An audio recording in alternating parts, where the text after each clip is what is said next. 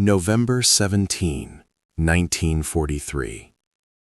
The steel belly of the transport ship groaned as it cut through the gray Atlantic swells, salt spray misting across the deck where 200 Italian soldiers stood in silence. They wore the faded remnants of uniforms that had once belonged to Mussolini's Regio Esercito, khaki tunics frayed at the cuffs, threadbare trousers stained with the red dust of North Africa.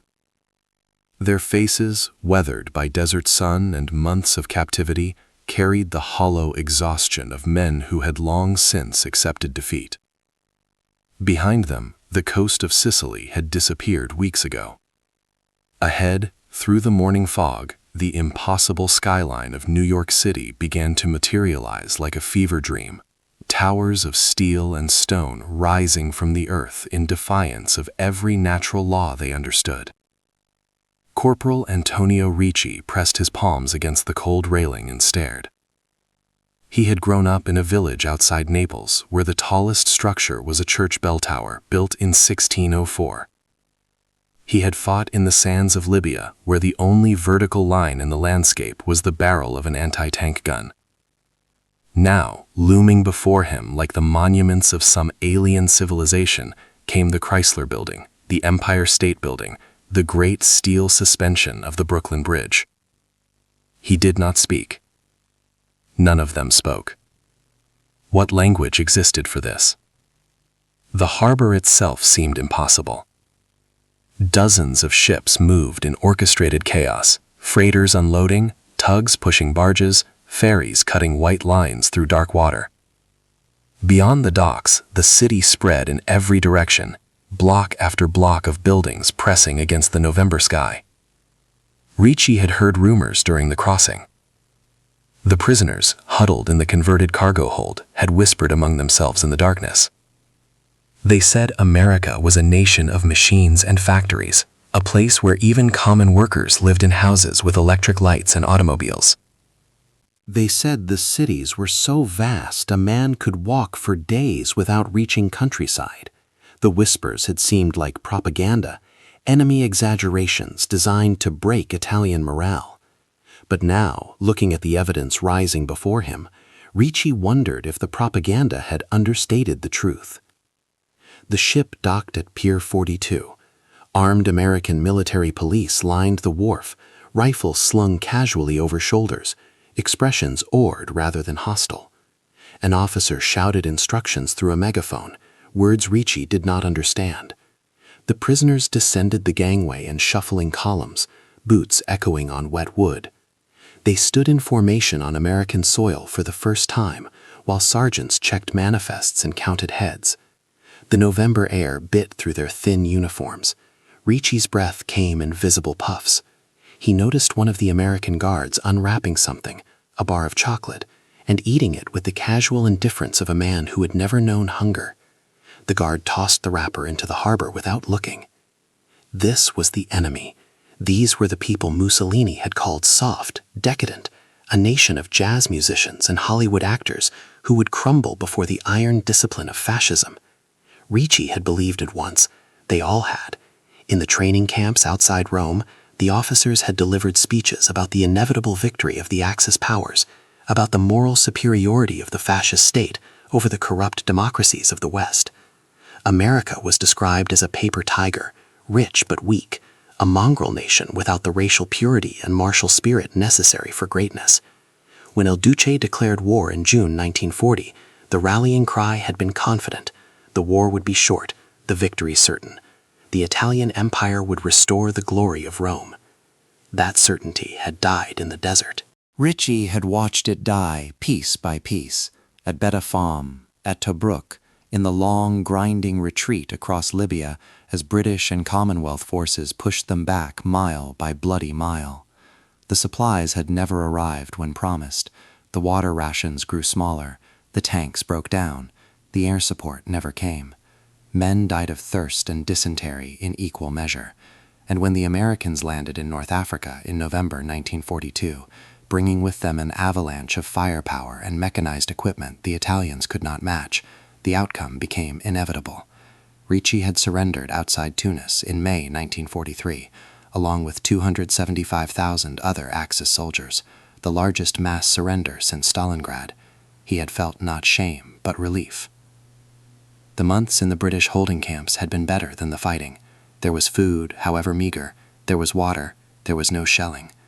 When the Americans took custody of Italian prisoners in August 1943, after Italy itself had surrendered and switched sides, conditions improved further. The food portions increased. Medical care appeared. The guards, while watchful, did not brutalize. But the prisoners remained uncertain about their fate. Germany still occupied northern Italy. The war continued. And now they were being shipped across the Atlantic to the American homeland, thousands of miles from everything they knew, for purposes none of them understood.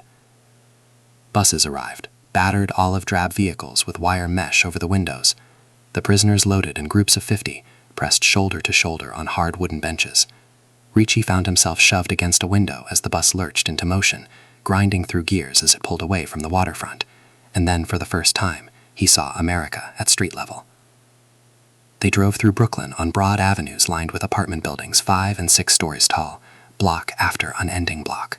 Shops occupied the ground floors.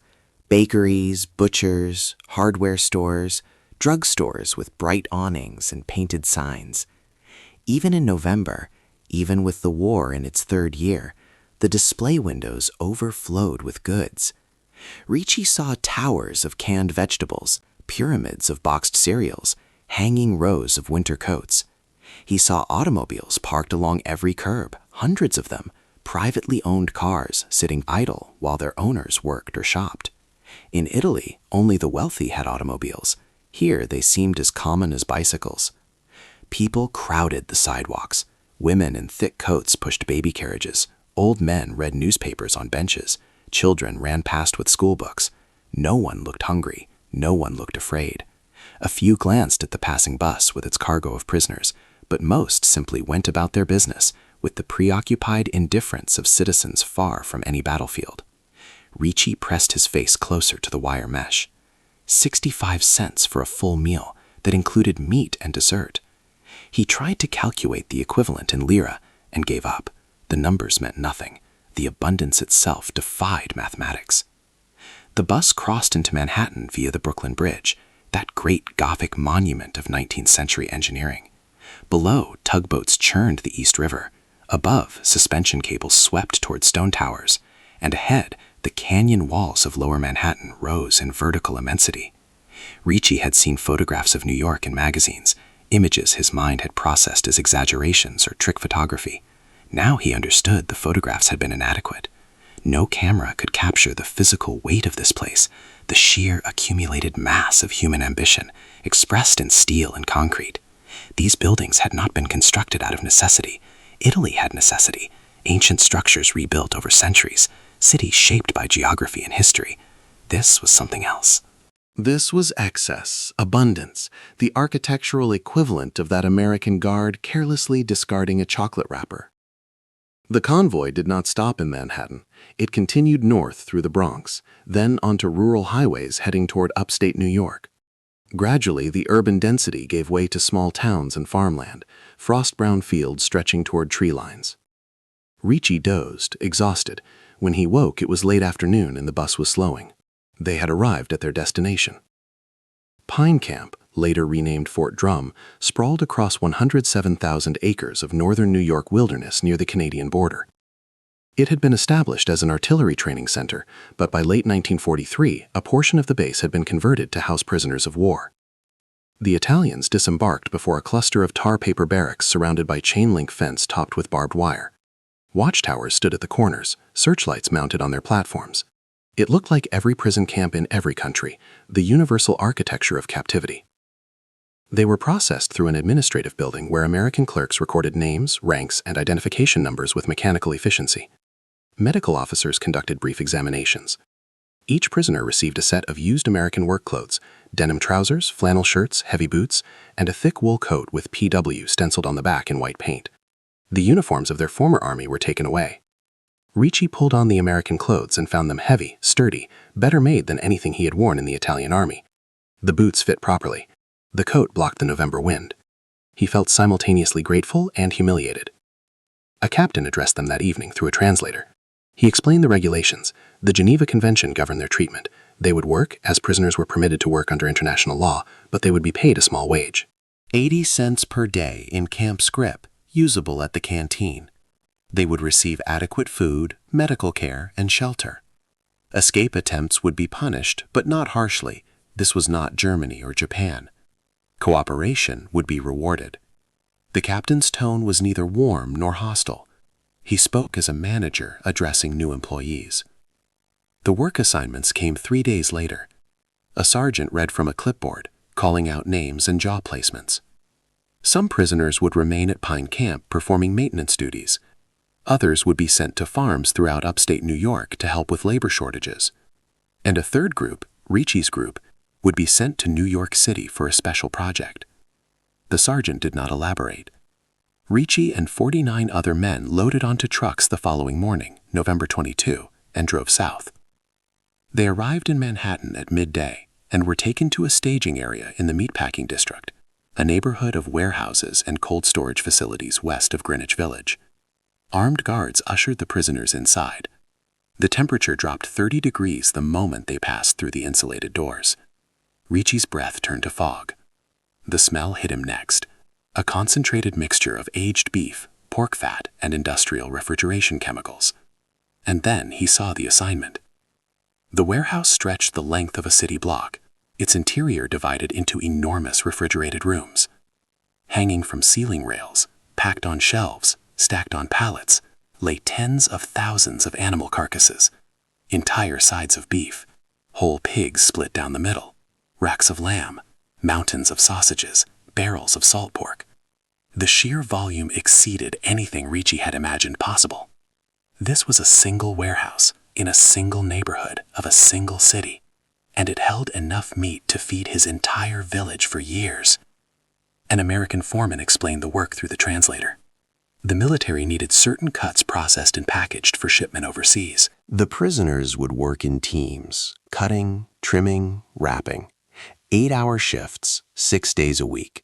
Safety equipment would be provided. The foreman made it sound routine. But to the Italians, this was incomprehensible. Ricci had grown up in a place where meat appeared on the family table perhaps once a week, a small portion of chicken or rabbit or pork, carefully rationed. During the Depression years of the 1930s, even that had become rare. Under Mussolini's autarky policies, Italians were encouraged to embrace peasant diets: bread, pasta, vegetables, olive oil. Meat was a luxury for the wealthy and for special occasions. In the army, the rations had been worse. Canned sardines, occasional horse meat, bread so hard it had to be softened in water.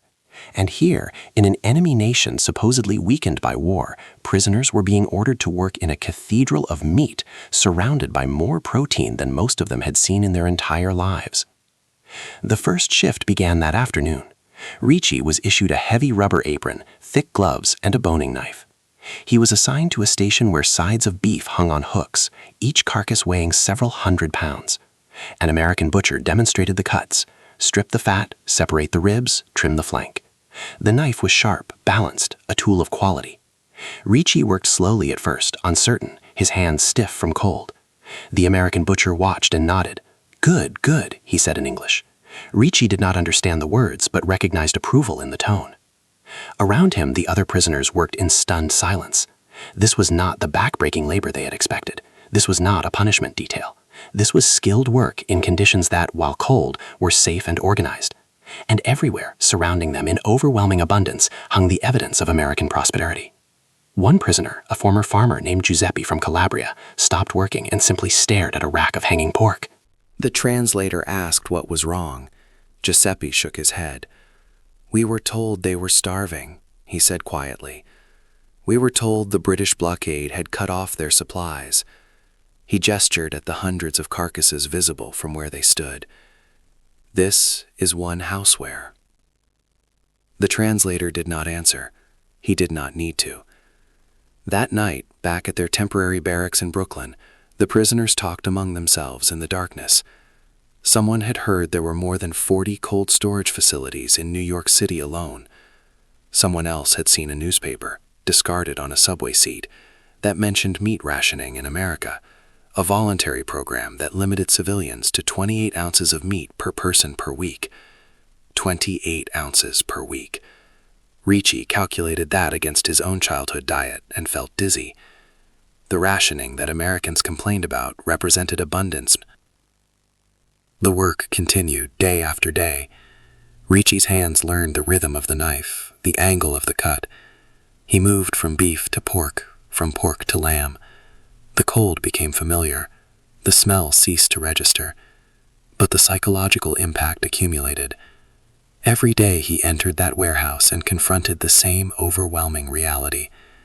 This nation, this enemy, possessed resources so vast that prisoners of war were employed to process surplus meat, not to slaughter animals or raise livestock, but simply to cut and package the already overwhelming supply. He learned details from the American butchers who supervised the work. The United States had entered the war with an agricultural sector already producing massive surpluses. The Depression-era programs had actually paid farmers to reduce production, to plow under crops and slaughter livestock to keep prices stable. When war came, those restrictions lifted. American farms exploded in productivity. And unlike Italy, unlike Germany, unlike most of Europe, the American interior remained untouched by bombing or invasion. The farms continued producing. The processing plants continued operating. The railroads continued delivering. The entire continental economy functioned at full capacity while the fighting happened thousands of miles away across oceans. One afternoon in early December, a special shipment arrived at the warehouse, a train car full of whole turkeys, frozen solid, each bird weighing 15 to 20 pounds. They were destined for military kitchens preparing Christmas meals for troops overseas. The foreman organized an assembly line of prisoners to unload and sort the turkeys by weight.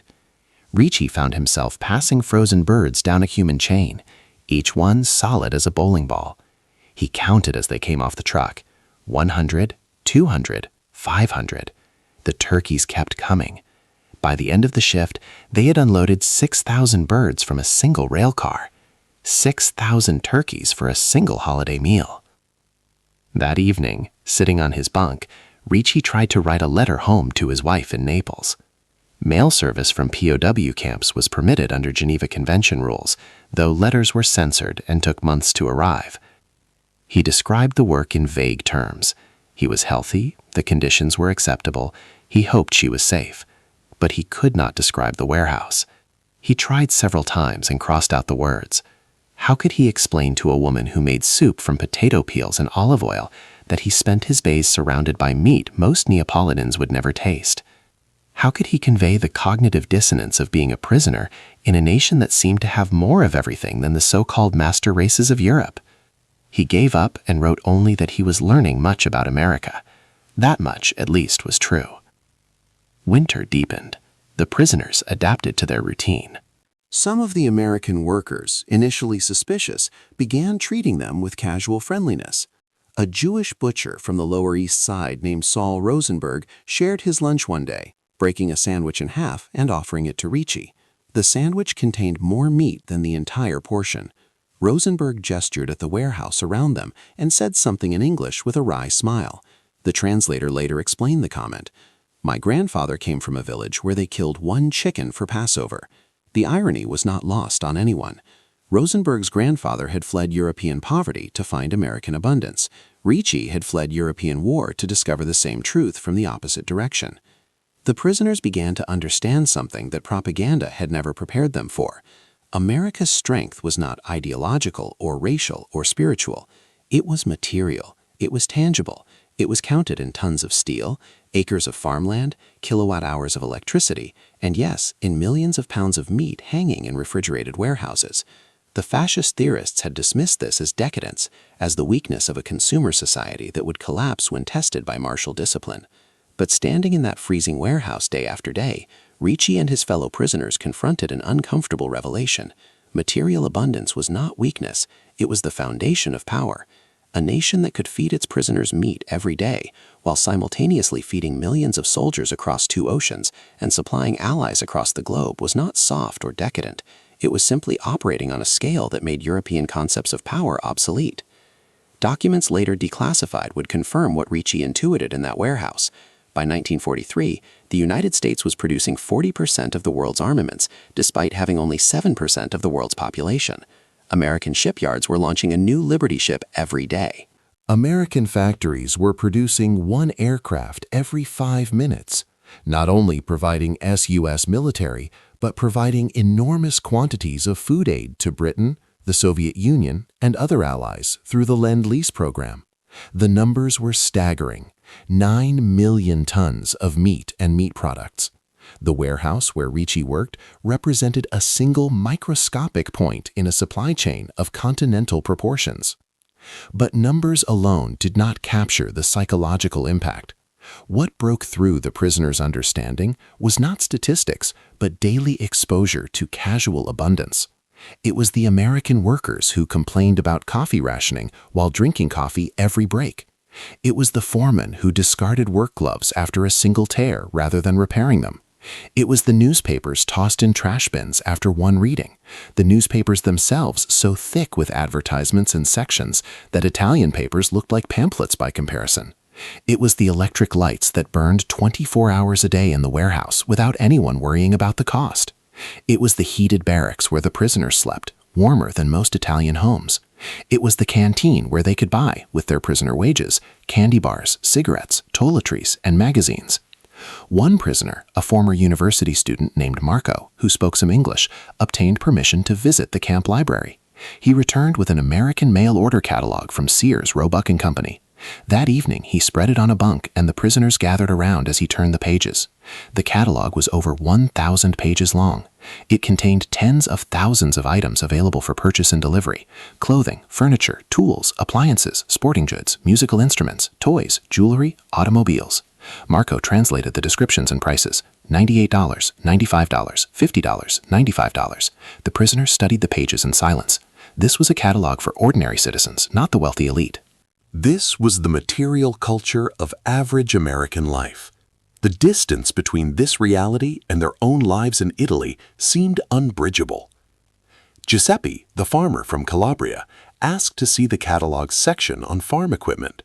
Marco found it: dozens of pages of tractors, plows, harvesters, irrigation pumps, all illustrated with photographs and technical specifications. Giuseppe studied a page showing a John Deere tractor, his finger tracing the image. "In my village," he said slowly, "we have 3 tractors shared among 40 farms." He closed the catalog and handed it back to Marco. "We never had a chance, did we? This war, I mean." No one answered. What answer was possible? Italy had entered the war with an economy roughly 1/20th the size of America's.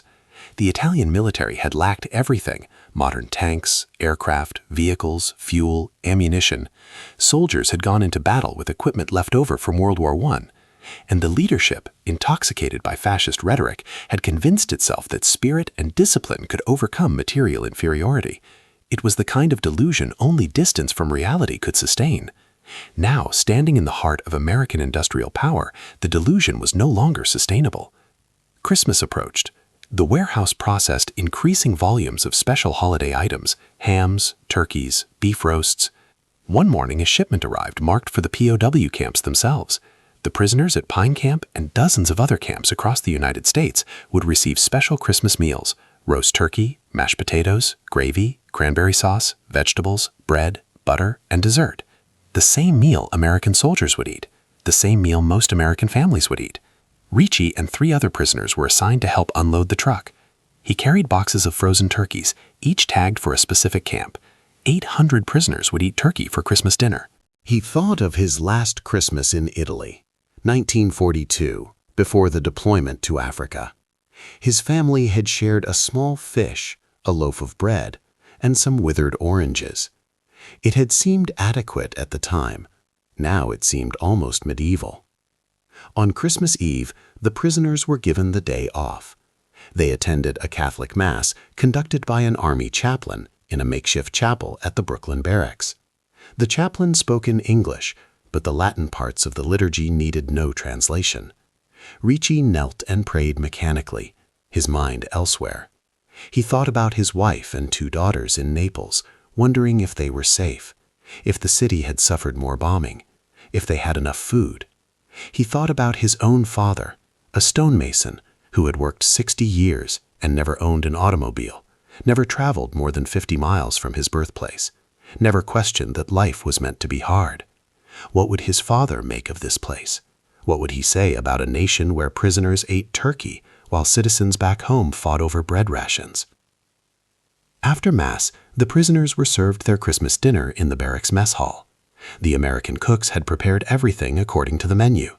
Ricci sat with his meal on a metal tray, a portion of turkey the size of his hand, a mound of mashed potatoes with a crater of brown gravy, green beans, a soft roll with a pat of butter, cranberry sauce, and a wedge of pumpkin pie for dessert. Around him, 50 Italian prisoners ate in near silence, the only sounds the scrape of forks and knives. No one complained about the food. No one jumped or laughed. They ate with the mechanical focus of men confronting something they could not fully process. Halfway through the meal, Giuseppe stood abruptly and walked outside. Ricci followed and found him standing in the December darkness, breath steaming, hands shaking. "I cannot," Giuseppe said. Ricci said nothing. Giuseppe continued, his voice tight. "My brother died at Tobruk." My cousin died in the retreat from El Alamein. They died for what? For the glory of Rome? He gestured back toward the mess hall.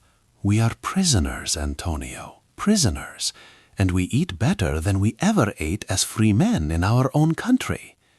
Ricci did not have an answer, but he understood the question. It was the question that had haunted all of them since arriving in America, the question that the warehouse had crystallized into undeniable form. They had been told their entire lives that fascism represented strength and modernity, that Italy's authoritarian government was the wave of the future, that democracy was weak and outdated. They had been told America was decadent and inferior. And now, defeated and captive, they were being treated better by the enemy than they had been treated by their own government. The cognitive dissonance was profound. It suggested that everything they had been taught, everything they had believed, had been a lie, designed to mask Italian inferiority and justify authoritarian rule. The work resumed after Christmas. January brought bitter cold, the kind of cold that froze exposed skin in minutes. The warehouse, already refrigerated, became almost unbearable. The prisoners worked in layers of clothing, moving quickly to stay warm. But the cold also preserved, and the shipments grew larger. One week they processed a rail car of frozen rabbits from Idaho. Another week, a shipment of duck from Long Island. A third week, a massive load of bacon from Iowa, wooden crates stacked 8 feet high, each crate containing 50 pounds of cured pork belly. Ricci's team was assigned to inspect and repackage the bacon for overseas shipment. He opened crate after crate, each one revealing the same thing: perfect slabs of meat, pink and white and glistening with fat. He counted 200 crates, 10,000 pounds of bacon, and this was one shipment to one warehouse in one city. The American foreman noticed the prisoner's expressions. Through the translator, he explained, "This is for the boys in Europe." He said it matter-of-factly, as if shipping 5 tons of bacon across the Atlantic was routine. Perhaps, Ricci thought, it was routine. Perhaps this happened every day in ports across America: New York, Boston, Philadelphia, Baltimore, Norfolk. Perhaps the entire logistical miracle of American power operated on this scale constantly, invisible to those who lived within it, but overwhelming to anyone arriving from outside. In February 1944, the composition of the prisoner workforce changed. Italy had officially changed sides in September 1943, declaring war on Germany after the Allies invaded southern Italy. SU military for better treatment and privileges. Most accepted. Ricci accepted. The work remained the same, but the psychological shift was significant. They were no longer enemies. They were something ambiguous, not quite allies, not quite prisoners, but men waiting in limbo for the war to end so they could go home. The warehouse work continued through that winter and into spring. Ricci became skilled with the knives and the cuts. He learned to estimate weights by sight, to identify quality, to work efficiently. The American butchers treated him as a colleague rather than a prisoner. When his boning knife dulled, the foreman issued him a new one without paperwork or bureaucracy. It was a small thing, but it represented a larger principle. Tools were abundant, easily replaced. In Italy, a knife that good would have been sharpened and resharpened until the blade wore to nothing, then passed to the next generation. Here, when something wore out, you got a new one. One afternoon in April, a photographer arrived from the Army Signal Corps. He was documenting the prisoner work programs for some official purpose. He set up his camera and took photographs of the Italian service units at work, men in rubber aprons cutting meat, loading trucks, moving pallets. Ricci was photographed trimming a side of beef. He smiled slightly for the camera, then returned to work. Months later, he would wonder if that photograph survived in some archive, evidence of this strange chapter when Italian soldiers worked in American warehouses surrounded by unimaginable abundance. May brought news from Europe. The Allies were advancing up the Italian peninsula. Rome was liberated on June 4th. 2 days later, the Normandy invasion began. The war's end was no longer a question, but a timeline. Ricci and the other Italian cooperators followed the news in the American papers that circulated through the barracks. The papers were in English, but they contained maps and photographs that told the story. Germany was being crushed between Soviet forces in the east and Allied forces in the west. The outcome was inevitable. In July, the warehouse assignment ended. The military supply system had shifted, the contract fulfilled or relocated. Ricci's unit was transferred to a different work detail, this time at a military depot in New Jersey, sorting and packing supplies. The work was less dramatic than the meat warehouse, but the pattern remained the same. Endless abundance, meticulous organization, industrial efficiency operating at continental scale. Ricci packed crates of boots, uniforms, helmets, blankets, tents. Each item was new, manufactured to standard specifications, identical to the last. In the Italian army, he had worn boots that didn't match and a uniform patched multiple times. Here, the supply sergeants discarded items for minor defects that an Italian quartermaster would have considered trivial. The months blurred. Summer, fall, another winter. The war in Europe ended in May 1945. Hitler died in his bunker. Germany surrendered. Italy was liberated but devastated. Repatriation for the Italian cooperators began slowly, organized by region and transport availability. Ricci's turn came in December 1945, more than 2 years after he had first arrived in New York Harbor. He and 200 other Italians boarded Liberty ship in Brooklyn for the return voyage. Standing at the rail as the ship pulled away from the pier, Ricci looked back at the Manhattan skyline one last time. The towers rose against a gray December sky, unchanged, indifferent to his departure as they had been to his arrival. He thought about the warehouse, now operating without Italian labor, its refrigerated rooms still filled with meat. He thought about the catalog, those 1,000 pages of purchasable goods. He thought about the Christmas turkey and the casual abundance and the chocolate wrapper tossed into the harbor. He had entered this country as a prisoner, expecting punishment and hardship. He had found something more disturbing, a glimpse of a future that his own country might never reach, a level of prosperity so normalized that Americans themselves seemed unconscious of it. The voyage home took 3 weeks. The ship docked in Naples on a cold January morning in 1946. Ricci disembarked onto Italian soil and immediately understood how much had changed. The waterfront was ruins. Buildings stood gutted by bombing, their facades collapsed into rubble. The city he remembered, crowded, vibrant, poor but alive, had been replaced by something post-apocalyptic. People moved through the streets with the shuffling exhaustion of the malnourished. Children begged for food. Black markets operated openly because official rations were insufficient to sustain life. This was victory, if victory meant survival after years of destruction. He made his way home to his village outside the city. The walk took hours. The buses were not running. He carried his small bag of possessions, the American work clothes he had been allowed to keep, a few personal items, letters from his wife that had reached him during the 2 years. The village appeared unchanged at first, but as he got closer, he saw the details. Houses needed repair, fields lay fallow. The church bells were missing, melted down for metal during the war. In the piazza, old men sat exactly where they had always sat, but they looked older, thinner, defeated. His house still stood. His wife opened the door, and they held each other without words.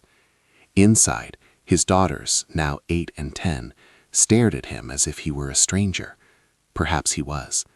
They had been children when he left. Now they were girls marked by years of privation. His wife showed him what food they had: some dried beans, a little flour, olive oil, onions. It was January, winter, the lean season. This was normal. This was life. Ricci set down his bag and pulled out something he had carried from America, a chocolate bar purchased at the camp canteen with his final scrip. He had saved it for months, kept it in his pocket through the voyage, a small piece of the abundance he had witnessed. He broke it into pieces and gave them to his daughters. They ate the chocolate slowly, eyes wide, tasting something that had become almost mythical during the war years. That night, lying in his own bed for the first time in 3 years, Ricci tried to explain to his wife where he had been and what he had done. He described the warehouse. He tried to convey the scale, the cold, the hanging carcasses, the impossibility of it all. She listened in silence. Ah, he nodded. She turned away, and he understood that she did not believe him, not because she thought he lied, but because the reality he described was so far beyond her experience that her mind could not hold it. It was like describing the ocean to someone who had never left the mountains. In the following weeks and months, Ricci attempted to resume normal life. Italy was rebuilding under Allied occupation and the Marshall Plan. American aid flowed in: food, medicine, materials. Slowly, conditions improved. But Ricci found himself unable to forget what he had seen. The warehouse haunted him, not as trauma, but as revelation. He had witnessed the industrial heart of democratic capitalism functioning at peak efficiency, and it had undermined everything he had been taught to believe about the world. He was not alone. Across Italy, hundreds of thousands of returning prisoners of war carried similar stories. Men who had been held in American camps described treatment that seemed impossible to those who had remained in fascist Italy. They described heated barracks, regular meals, medical care, wages, recreational facilities. They described a nation where even prisoners lived better than most free Italians. The stories spread through families and villages, word of mouth undermining the myths fascism had constructed. If America was decadent and weak, why had it won? If democracy was inefficient and divided, why had it outproduced the authoritarian powers by orders of magnitude? If racial purity and martial spirit were the keys to national greatness, why had a multi-ethnic, individualistic, commercial republic crushed the fascist empires like insects? The answers were uncomfortable for those who had supported Mussolini. They suggested that the ideological foundation of fascism, the belief that authoritarian discipline and nationalistic mythology could overcome material disadvantages, had been a lie. The truth, glimpsed in that warehouse and 1,000 places like it, was that prosperity created power, that free economies outperformed controlled ones, that abundance built on voluntary exchange and innovation was more sustainable than scarcity enforced by the state. It was a lesson written in hanging carcasses and liberty ships and chocolate bars casually discarded. Historians would later analyze the Italian experience in American POW camps as a factor in post-war Italian politics. The Christian Democrats, who favored democracy and Western alignment, drew significant support from returning veterans who had seen America firsthand. The Communist Party, despite Soviet prestige from the Eastern Front, could not overcome the practical knowledge of men who had witnessed American abundance. Italy chose democracy in the 1946 referendum, abolished the monarchy, and aligned with the West. The reasons were complex and numerous, but among them was the simple testimony of men like Ricci, who came home and said quietly, "I saw America." Ricci himself never spoke publicly about his experiences. He returned to work as a carpenter, raised his daughters, watched Italy rebuild and modernize through the 1950s and 60s. The economic miracle transformed the country. Highways, factories, automobiles, televisions. Italy grew prosperous in ways that would have seemed fantastical in 1945, but it never quite reached American levels. That gap remained, a permanent reminder of what Ricci had seen in the warehouse. In his old age, sitting in a cafe in Naples in the 1980s, Ricci occasionally told the story to whoever would listen. By then, the younger generation could barely imagine the poverty and deprivation of the war years. They had grown up with plenty, with consumer goods and imported foods and multiple television channels. They listened politely to the old man's tale about working in an American meat warehouse and being amazed by abundance. To them, it seemed like ancient history, a story from a different world. They did not understand what it had meant to stand in that refrigerated room surrounded by more meat than he had seen in his entire life, and realize that his country's ideology, its entire understanding of power and strength, had been based on ignorance of how the rest of the world, or at least the best of it, actually functioned. The warehouse itself probably still existed somewhere, repurposed or demolished or operating under different ownership. The records of Italian service unit labor in New York would be filed in some military archive, a footnote in the vast bureaucratic documentation of the Second World War. The photographs, if they survived, would show men in rubber aprons cutting meat, their faces revealing nothing of what they felt. And the meat that Ricci and his fellow prisoners processed had long since been eaten by soldiers whose names he never knew, feeding the machinery of war that brought down fascism and reshaped the world. But the symbolic weight of that meat, the lesson it taught about the relationship between abundance and power, between freedom and prosperity, between democratic capitalism and authoritarian control, that remained. It was a lesson learned not through propaganda or speeches or ideological instruction, but through the simple, overwhelming, undeniable experience of standing in a warehouse and seeing with his own eyes the material foundation of America's victory. It was a lesson written in carcasses and cold storage, in casual waste and systemic surplus, in the gap between what fascism promised and what democracy delivered. In the end, Ricci's punishment had been education. His crime had been fighting for the wrong side. His sentence had been exposure to the truth. And the truth, hanging from hooks in a refrigerated warehouse in Brooklyn, had been this. The soft, decadent, mongrel democracy had possessed something the fascist empires could never replicate. Not racial purity or martial spirit or ideological fervor, but the simple, brutal, decisive advantage of enough. Enough food, enough steel, enough oil, enough everything.